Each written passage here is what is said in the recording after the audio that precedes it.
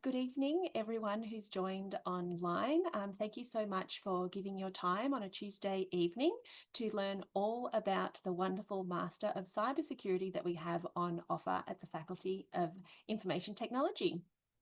Before we begin, I will like to say that we have both the Q&A function as well as the standard chat function on this webinar. So if you have anything now that you would like to ask, feel free to pop it in the chat and that we will come back to it at the end of the session and we'll be more than happy to answer them then. Before we begin though, I would like to introduce myself. My name is Caitlin Reid and I'm the Senior Student Recruitment Coordinator with the Faculty of IT. Before we kick off as well, I would also like to acknowledge the traditional custodians of the lands on which we meet today here at myself at the Clayton campus and wherever you're logging on to tonight. I acknowledge that sovereignty was never ceded and I pay my respects to the elders past, present and emerging. So tonight we will have a fabulous webinar, which is 15 minutes with a Monash Master of Cybersecurity. We have the pleasure of having Dr. Muhammed Esgin to join us tonight, where he will be giving you a rundown and all the hot off the press information about this fabulous postgraduate degree. So I will at this point hand you over to Professor Esgin. Thank you, Caitlin, for the introduction. Before we begin, I would like to acknowledge the traditional owners of the land that we are gathering today, and I pay my respects to their elders past, present, and emerging. Yeah, so maybe I'll introduce myself quickly first. Yeah, my name is Mohammed, as mentioned. So I'm a senior lecturer in the Faculty of IT, and I particularly work in the cybersecurity field. And I actually come from a math background, so I interested in the kind of like the mathy, more kind of a computer science side of the IT field. And yeah, I particularly work on cryptography and its applications to various different areas. So I'm the course director for Master of Cybersecurity, and I'm also what we now call cluster lead for all the cybersecurity offerings, which includes the bachelor ones as well. But today we are focusing on the master offering. So in this offering, I think one of the things that I really like is that we have a great mix of technical and non-technical skills coverage. So you will be exposed to units like that cover cryptography. That is the thing that I really like. But apart from this, you also get to learn about like software security, network security. So these are like more on the technical side of cybersecurity. But you also get exposed to the non-technical side where you would get units like cyber operations, where maybe you learn about enterprise cybersecurity. Maybe you learn about like human factors in cybersecurity. So you would also do like project management and so these are kind of like the core things that every Master of Cybersecurity student would do. And then you would get to choose between two streams, whether to do an industry experience, i.e., or you would do a research stream. So in the industry experience case, as kind of like the name suggests, you would basically be doing like a placement with an industry partner and you would work on a really kind of like quite real life related and hands-on project with them. While in the research stream, instead of doing this placement, you would basically be doing a research project with a supervisor from the faculty.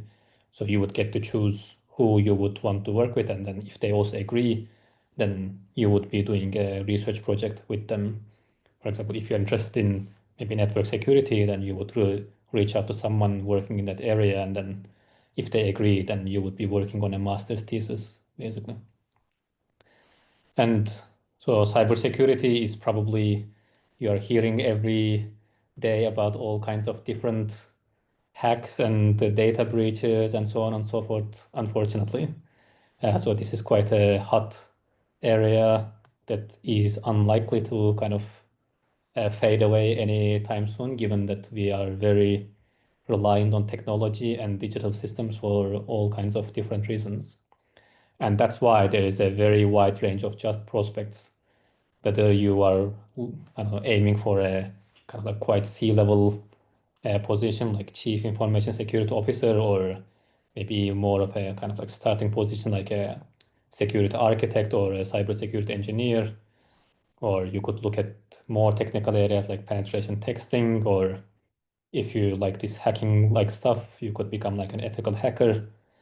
So it's really quite broad. If you're interested in research area like myself, then you could look to become a researcher related to cybersecurity. You could also be in a consultancy role and advise people on how to go about securing their systems, securing their data, or ensuring integrity of their systems and so on. So, I mean, I have just listed here some of the potential options, but I mean, the list is probably much longer than what I have there. And so something that is probably quite good for particularly cybersecurity is that you have probably been hearing or seeing all these kind of like hype and developments around AI and how it's impacting particularly the IT fields. And this is kind of like my personal view. Don't kind of quote me on this or kind of don't sue me later on if this doesn't kind of like end up being like 100% correct. But I think AI is unlikely to take over, very, very unlikely, I should say, to take over cybersecurity because there is always a human factor involved in cybersecurity. This is very much, I mean, this is an area, it's not like, okay, I have this, I don't know, secure protocol, it just magically gets deployed. It's not like that. Somebody has to design it, somebody has to analyze it, somebody has to implement it, and somebody eventually has to deploy this. So all of these involve some human factor inside, and we can't really just say, okay, ChatGPT, create me a secure protocol for X and Y purposes. Okay, deploy this over this system. So it's not going to be able to do this successfully. And that's why I feel like there's going to be still significant reliance on cybersecurity experts, even if AI becomes much smarter than it is at the moment. So I guess that is a good thing when people look for career paths. Um, yeah, I guess those are the main points I had at the moment. Yeah, wonderful. In a bit of a conversation with you now, Mohammed, I would actually like to, can you explain what an ethical hacker actually does? What would be their office job when you go in to become an ethical hacker? Yeah, so for example, like these companies like Google and Amazon, like these big names, when they put up let's say some kind of like software or some kind of product to be used by the end users, they need to ensure that this is used in the intended way and for intended purposes. For example, let's suppose only I should be able to access my Gmail account and nobody else. And then there are some, for example, Google has some servers that manage this process on behalf of the kind of like company. And okay, Muhammad can access their account, and Caitlin can access their account, and so on and so forth. But then I can deploy a system, and it might look like, okay, I'm gaining access to my account, and person X is gaining access to their account, and so on and so forth. But without actually trying to kind of like in a more adversarial sense test whether I actually can I access my account but also somebody else's account. So trying to do this in a more adversarial way, but doing this in the ethical concerns within the like legal limits is what a penetration tester or an ethical hacker would do. So they would try to break into the systems with their ethical hat on. So they are not trying to gain advantage, but they are trying to do this to say that, okay, actually, I did manage to get kind of like unauthorized access, but I'm telling you this so that you can fix this in your system. And this is how I did it. And you need to maybe do this to make sure that this way of trying to hack the system should not work against actual adversaries. Wow, what a like, yeah, an exciting job prospect to actually be the one to be that ethical hacker and then have the skills to then say, this is how I did it and how I then propose Yeah. you actually fix it. So it is kind of like yeah, you're really keeping everyone online safe, because when you really do think about it, everything that we do online has, like, no matter what industry you're going to, needs some level of cybersecurity, be it if you're a small business or whether you're a major organization like here at Monash. So another Mm. question that I do actually have for you Yeah, go on. is coming into Monash, we know that our postgraduate programs are open to both students from an IT background or those Mhm. wanting to switch disciplines. Yeah. From your perspective, being the course director, how do you see the students, like how easy or what they might come up against if you don't have an IT background, and how someone might manage that transition if they don't have an IT background wanting to start cybersecurity with us? Yep. Yeah, so in our degree, this is 2 years in general. And kind of like the first semester out of these 2 years, out of the 4 semesters, is focused on what we call the foundation units. So these units are primarily aimed at students that do not already have a strong IT background, and they really start from the very basics. So we don't assume that you have IT knowledge already. We start from very basic things like, okay, what a computer is, how does it work, what components it has, how do computers talk to each other, and like very simple programming uh, aspects. Okay, how do you actually even write a code? What is like Python language, C language, and so on and so forth. So we really start from the very basics and then cover all these core IT knowledge in these foundation units. So this would be the kind of like the entry point for non-cognate students who are coming from non-IT backgrounds. And if somebody already did, for example, let's say Python programming or kind of like networking or these kind of like more core IT units, then they can actually get exempt or they can get credit for these foundation units. And they could effectively be skipping one semester, so they could finish their degree in 1.5 years if they already have IT background. Yeah, and so thanks for that. So, if you think a student who doesn't have that IT background, jumping in to pursue a degree in cyber and then a career in cyber is like achievable and doable? Yeah, definitely achievable. Actually, I was earlier this year, I attended what is called Australian Cyber Exchange. So this was organized by, uh, I forgot the name. It was organized by a government entity that is formed specifically to focus on cybersecurity and building up cyber workforce. And we had like people from Combank, Telstra, and like these quite tech giants.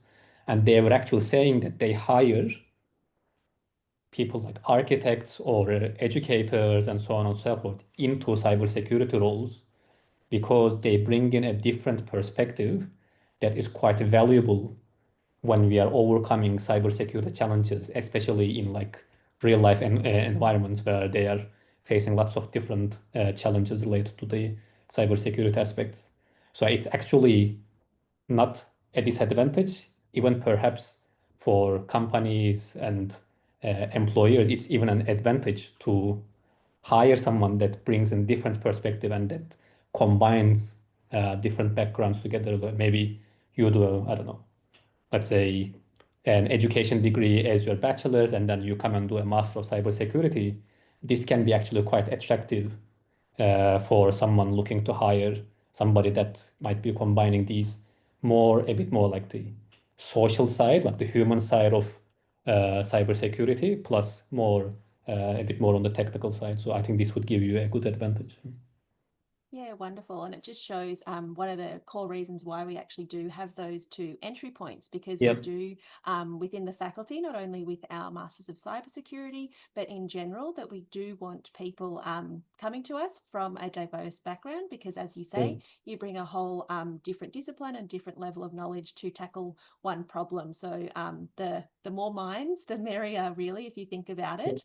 And it is also, when you think about what different industries actually need cybersecurity, that Yeah. individual who does have that background can also be, enrich the actual landscape. So for any of you who are on the call, if you don't have that IT background, please rest assured that our course is suited to you, and we give you all of those Mm. foundation units that are required. Yeah, Now, definitely. just moving on in a question around, just because I want to pick your brain a little bit about your area of research within cybersecurity. If there's anything that you would like to share that would inspire anyone who's currently on this webinar tonight, it would be great to hear what areas of research might be applicable that they could pursue, or what you're doing.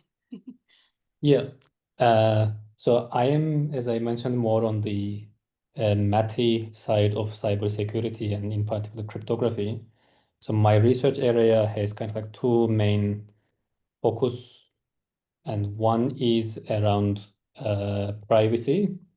So we try to build what we call privacy enhancing technologies that allow us to process information in a privacy respecting manner. And the typical example I give for this reason, which is again kind of like quite around the popularity of AI, is that we know that the more data you collect for these AI algorithms, the better they get. But then if you just let AI collect all the conversations, maybe collect all of our text messages, all the things that we do over the internet and so on and so forth, then this does raise a significant privacy concern because, okay, are you going to read my private messages? Are you going to, I don't know, maybe get access to my passport or maybe some digital credentials and so on and so forth?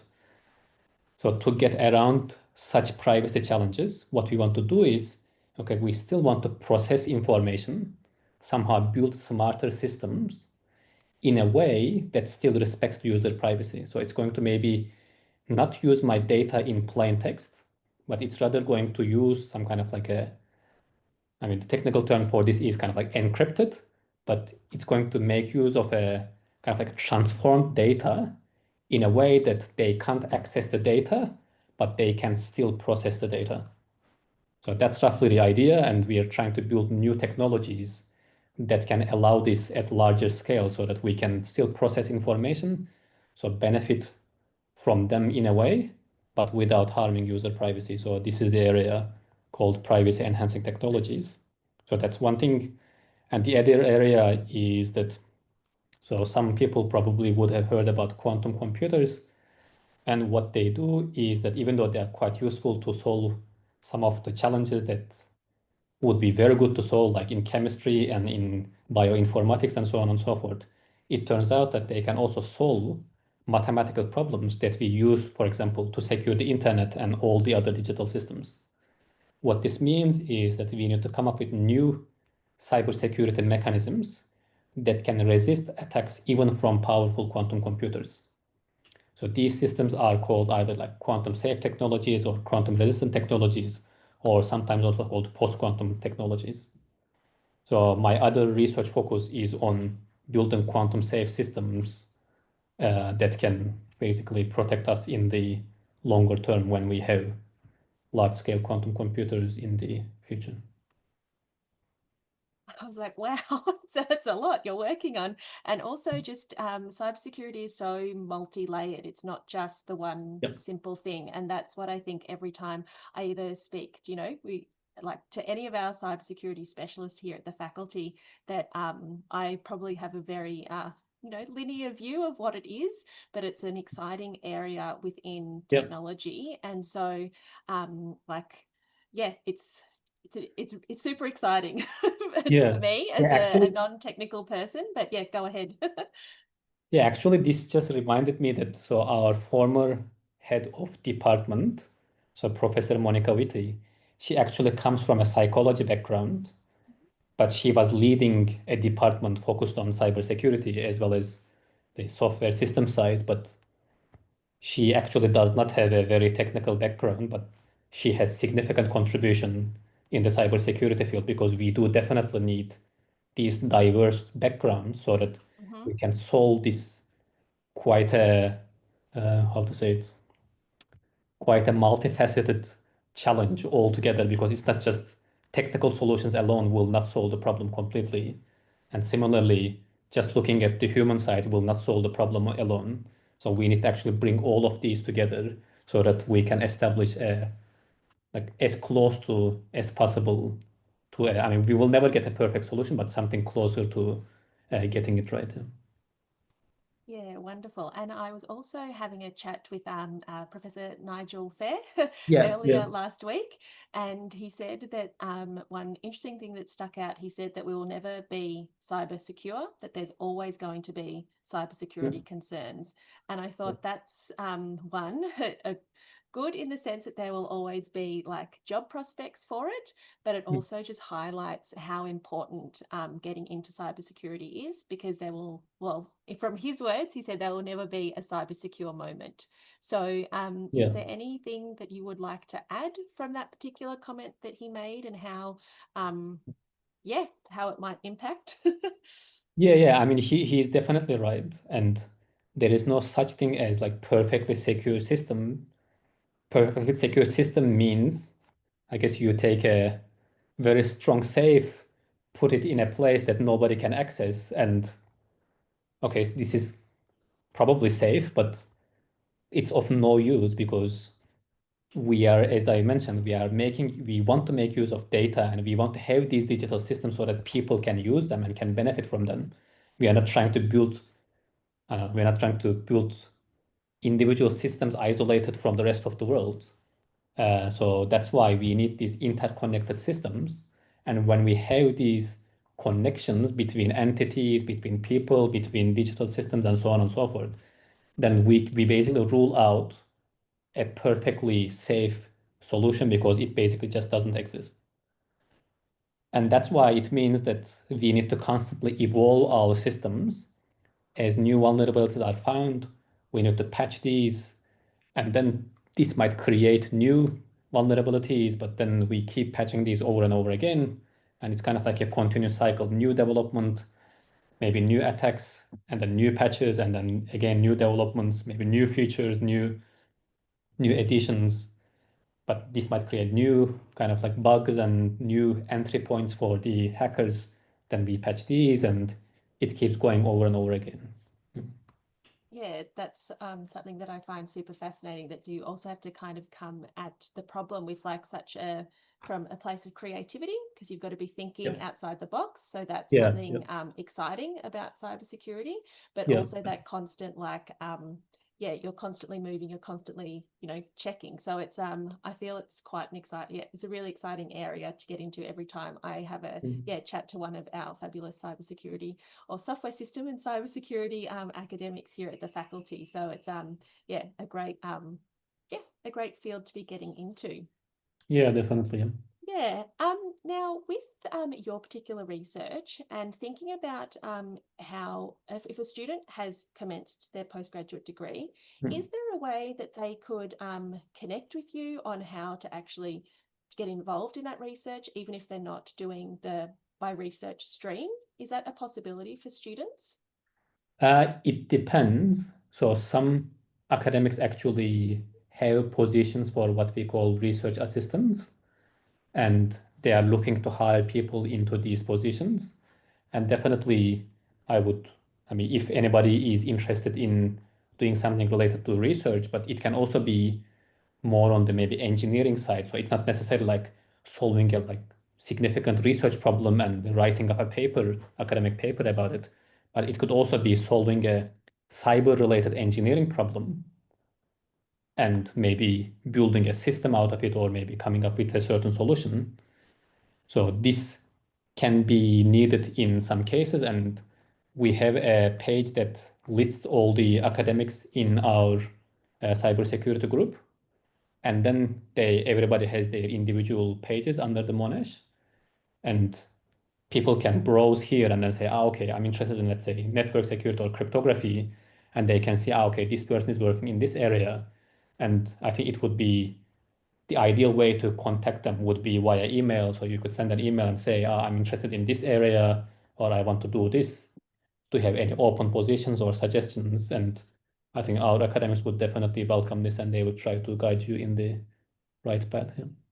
Yeah, wonderful. I'm glad you said that because whenever I do speak to students, and this does come up, I do, you know, mimic exactly what you just said. And it also just Mm. highlights how open we are as a faculty for students. We do welcome and encourage students to get Mm. involved. Like, obviously, we want you to be focusing on your core postgraduate studies, but I don't want to say open door policy, but as a faculty, we are so open to actually engaging with students Yeah. in your area of interest. And as you've said, you can get in contact with them. And if, that's how the conversation begins. So I do Yeah. want to say that that's, from my feeling, a very unique part and unique, style that we have within our faculty that I feel Yeah. students really benefit from, besides getting their world-class degrees with us. So yeah, no, it's really great to Yeah. hear. Yeah. Yeah.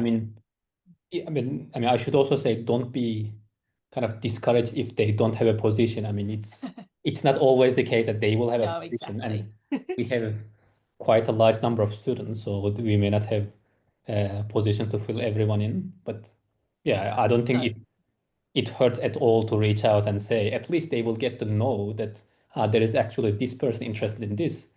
And then maybe at that point they won't have a position, but then maybe a year later or something, they will have this and then think about you and come back to you at that point. So exactly. And it's all about building the connections because yeah, it does help you in the long term. Yeah, as you say, it might not be at that immediate point, but it's then thinking about your life beyond doing your postgraduate study if there's any way that you do want to, reconnect back in. yeah, So yeah, wonderful. Well, thank you, Mohammed, for that. I will jump into a bit more of the, nitty-gritty information about what you yeah, want to know as for postgraduate students, but then we'll circle back and hopefully we'll have some Q&A and that we'll, answer the questions as they come along. So yeah, I'll jump into the Monash stuff. yeah. Thank All right, you. go ahead. Yeah. I'll be. So at this point, it is the perfect point for me to actually celebrate the rankings that we have within our faculty. So along with our world-class academics that we have on staff here and who will be teaching you, I do want to say that you will be learning from one of the top-ranked universities within Australia. We do currently sit at number 2 for computer science in Australia, but then globally, we are currently at number 40 for data science and artificial intelligence. And Monash in general, we sit at number 36 in the world. We can't achieve those fabulous rankings unless we have the power of our fabulous research. So the work that Mohammed does and all of our other wonderful academics on staff here, that all goes towards achieving those amazing subject rankings. Then flipping to the graduate, where you're looking at getting a career post your degree, we have a wonderful 5-star employability ranking with Good Universities Australia. And what that means is that 86% of our graduates from both undergrad and postgrad actually find full-time employment within 3 months of graduating. As you can see, that the average fresh out of postgraduate study salary sits at the just over $100,000. And then beyond that, depending on your industry or which particular postgrad study area you do, can attract much larger salaries. And as we've heard, that cybersecurity is so multifaceted and there are so many different jobs out there.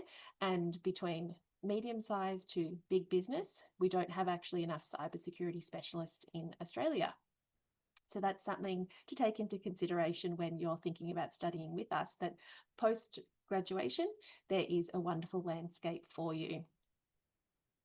I also wanted to highlight that in the landscape of people being a bit worried about AI taking over jobs, within the Future Jobs Report for 2025, it's actually shown that the strongest presence for career growth and job availability is actually within the tech sector.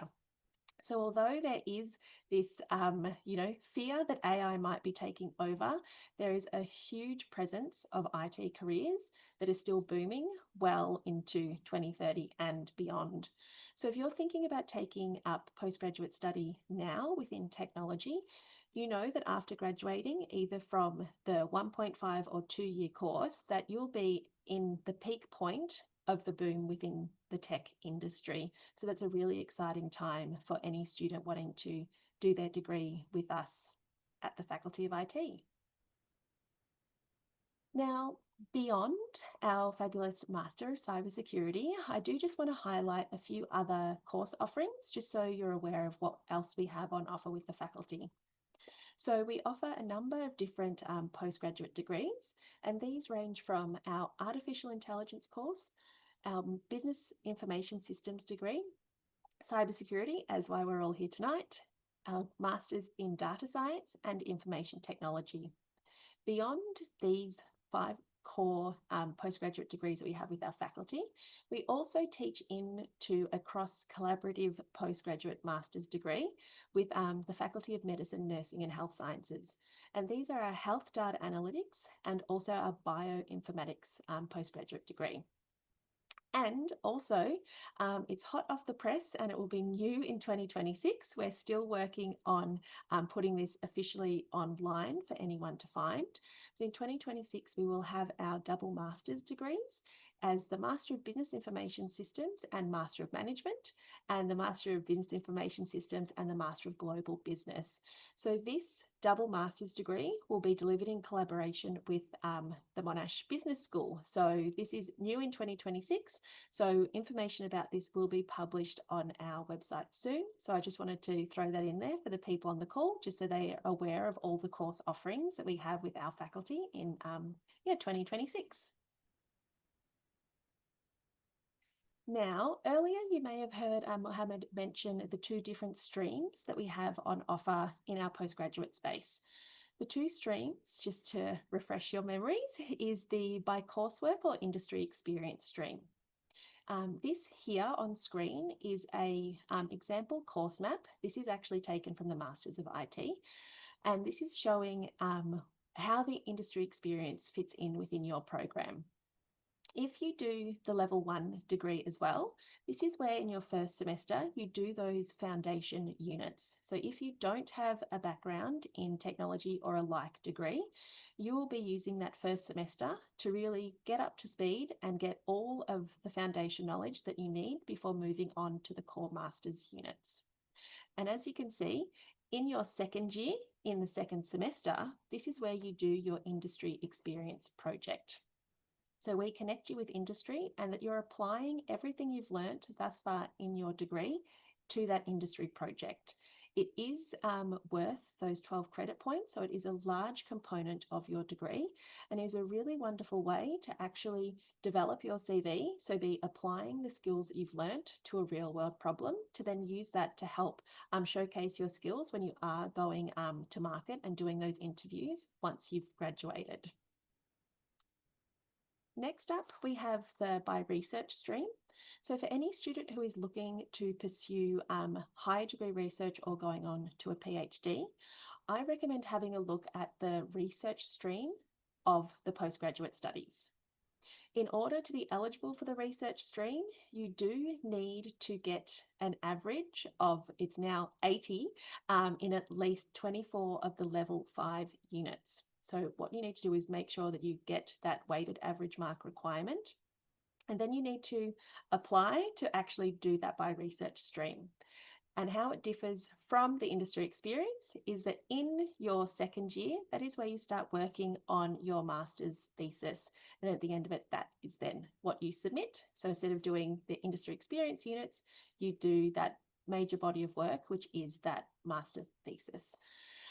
Both options do have great job outcomes, regardless about what you want to do with it. But if you do have that area of interest and that there is an academic supervisor who you want to work with to really, specialize in a certain area of research, then this is a really wonderful option for you to undertake. Now, I did just want to highlight a few, like a testimonial from one of our students who did do the industry experience in the postgrad space. So one of our graduates from 2024 has said, the constant support and feedback from industry, academic and tech mentors helped shape my AI skills towards developing, a real world product and showed my discipline fits in a unified workflow for an IT project. So as you can see, that we make sure that your industry project really aligns with the discipline area that you're particularly studying. It's also, even though you're not going to outside to work and do a placement as such in your time with us when you do the industry experience stream, you know that the project that you're working on really has real world impact and can really help support you in the future when you are looking to get, applying for different jobs. So our core part of the industry experience by coursework stream is really to equip you to be, job ready at the end of it. And as I said earlier, that we know that that's what our course actually is able to deliver to you, because we do have that wonderful 5-star employability ranking. So we know that our students are able to land jobs in the real world after they've done their postgraduate study with us. Now, at this point, that's all of the formal information that I would like to share with you. But now it's over to the guests who have joined the call, and this is where we would love you to actually, share your questions either in the Q&A or in the chat. And this is your time to really connect directly with one of our Masters of Cybersecurity here on the call with us. So we'll give you a few moments to type your questions, and we'll be here ready to answer them whenever you're ready to ask them. So we'll just, I'll stop sharing my screen, and then hopefully we get a few questions for you. And if not, I'll ask you some more questions. There was a question from earlier that I answered partly Oh, in wonderful. the Q&A. Yeah, Is so there I anything you'd put like to the elaborate for anyone else on the call, what that question was about? yeah, so yeah, they may not be able to see the question. It's okay. So the question was around, so one is the person who asked the question is pursuing a bachelor's in cybersecurity at the moment, and the first Mm-hmm. question was around, can I know what necessary preparations I'll have to put in place in as regards applying for a Master's of Cybersecurity? I think for this one, I don't think there is like any specific preparations on top of what you're already doing in your bachelor's degree. So I would recommend, I guess, uh, doing your best in your existing degree so that you establish a good foundational knowledge, and then you can build on this in the master's program, hopefully. And then whether you are interested to do research or uh, the industry experience, so you can build on these in the master's program as well. Yeah, and maybe I'll just add on to that because I Yeah. didn't actually mention it. The entry requirements to getting into any of our Okay. Yeah. postgraduate degrees. Yeah. So one of the it's to get into our postgraduate degree qualified for it is that you need to show us that in your undergrad, so your bachelor's degree, that you need to show that you have had a 60% credit average in your undergraduate degree, and you apply. So long as you can show that you have obtained that credit average, so 60%, you can apply for our courses, and you will be most likely get an offer from us. So that is the entry level requirement. The only thing that differentiates will be whether you get offered the 1.5 or the 2-year degree, depending on what your undergraduate degree qualification was. So, yeah. Yep. Yeah, thank you for the information. And the other part of the question is around the research assistants. And yeah, I was asked for the links to the website. Mm-hmm. So can everybody see the answers, or should I put it in the chat as well? Maybe just pop it in the chat. That might help. Yeah.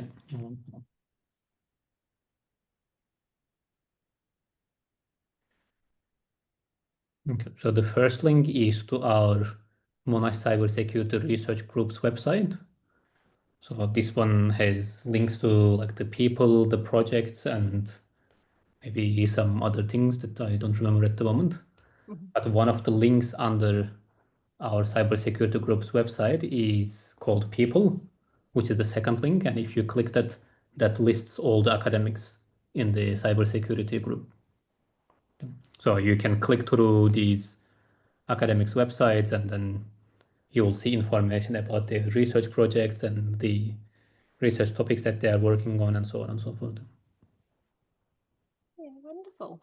One thing I might also just add on, especially thinking about cybersecurity, is that we actually have a very active student club, which is the Yeah, Monsec yeah, yeah, that's right. cybersecurity team. So from your perspective about or whatever what you know about it, Mohammed, do postgraduate students get involved with the Monsec Cybersecurity Club? Yeah, yeah, definitely. I actually have postgrad students who are quite active in Monsec as well. Yeah, and it's really a great club and they're very active and they have different activities and some competitions and so on. So I Yeah, think they if you're do looking compete to, in hackathons, don't they? Is that something that they yeah, do? I think so. I have not been involved exactly in the hackathon, but I do believe that they are running similar events. Yeah. Yeah, so it's which is also a great way to really get involved if you are in the world of cyber. That joining Monsec is a great way to not Yep. only connect with different students to really share your interests and passions, but it's also a really great way to be applying what you're learning if you are going to do the hackathon or whatnot to really test the skills that you're doing in a really safe environment to really see where your skills are going. And it's also another great way, again, to develop your CV, to really showcase to any, future employees about how much you are loving and applying the cybersecurity beyond your degree. So that's what we do like to say. We have so many things available to students, but it is up to the individual student about what they actually take up and how much they want to, set themselves apart. It's again about building your network, building your connections, because you never know that person you may have, done a hackathon with in the future. You might be wanting to, they might be a future colleague. So it's a great way to really get to know the Yeah. community in general and also, yeah, just have fun with everything cyber. So, yeah. Yep. Yeah. Definitely agree. Yeah. Um, any other questions that anyone would actually like to pop in the chat?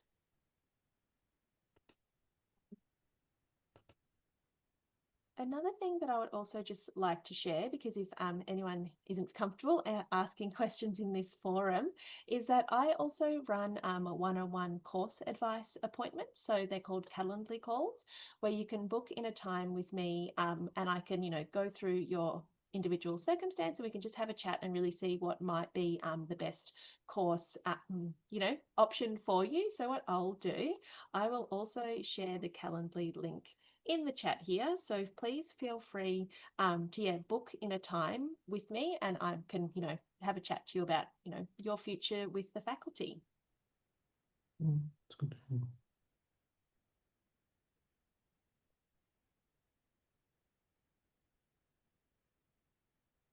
I think maybe we've covered everything in this webinar. We're too good, Mohammed. They don't have any questions. But is there I any think there like, is.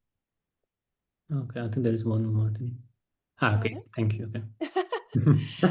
But yeah, any last like cybersecurity, insights or anything out like, last bits of wisdom you'd like to share with the team on the call? Um, yeah, I guess I will close off with an kind of like a uh, one more job prospect, Yeah. which students may not be expecting, is becoming a media celebrity. So you mentioned about Nigel.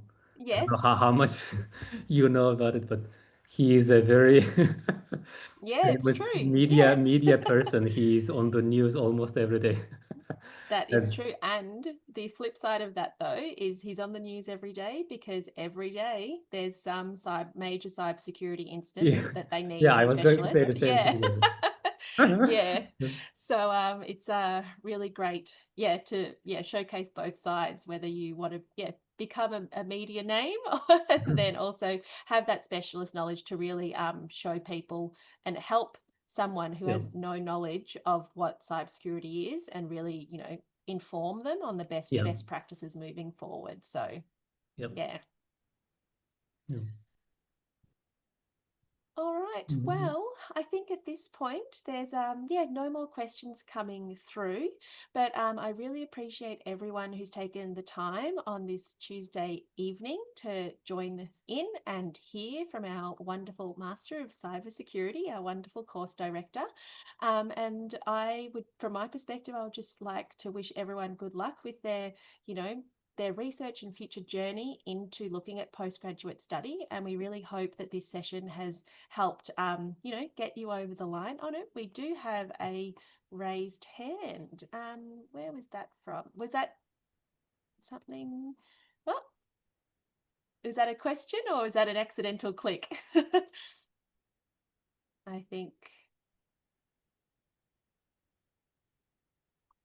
I think maybe that was an accidental raise hand.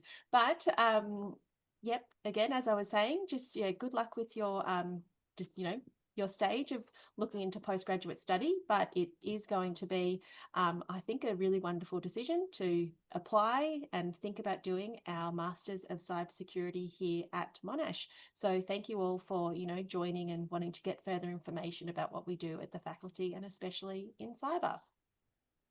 Yep. Thank you everyone for And joining.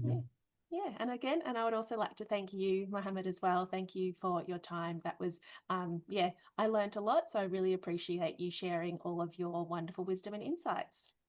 Thank you, Caitlin, for arranging this. My pleasure. Okay, all right. Well, at that point, I will say goodbye to everyone and book a Calendly if you'd like to talk to me any further. Mhm. All right, Thank you, everyone. fabulous. Thanks, everyone. Bye.